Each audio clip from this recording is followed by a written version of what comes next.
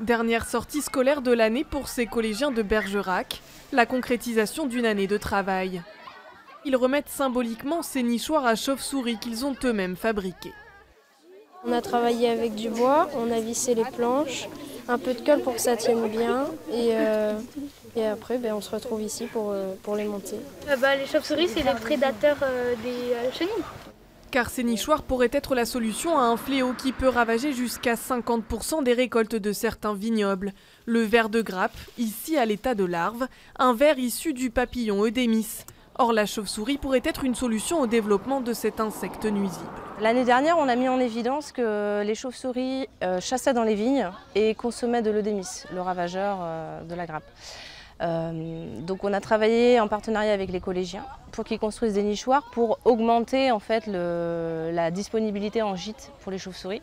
Ce projet lancé il y a 2 ans par la Chambre d'agriculture a un objectif bien précis. Limiter au maximum l'utilisation de pesticides dans les vignobles périgourdins. Et cela, les collégiens de Bergerac l'ont bien compris. C'est plus naturel parce que les pesticides, ça peut endommager le raisin et tout ça. Si on prend les mauvaises manières maintenant, après on va continuer à prendre les mauvaises et on va polluer encore plus. L'utilisation de produits phytosanitaires pour un vigneron et pour un agriculteur en général, c'est le dernier recours pour lutter contre un danger qui va mettre en risque notre récolte. Donc si on arrive à mettre des choses de mettre des choses en place qui justement nous permettent de limiter ces seuils et qu'on puisse tolérer d'avoir quelques papillons et quelques Eudémis, c'est parfait.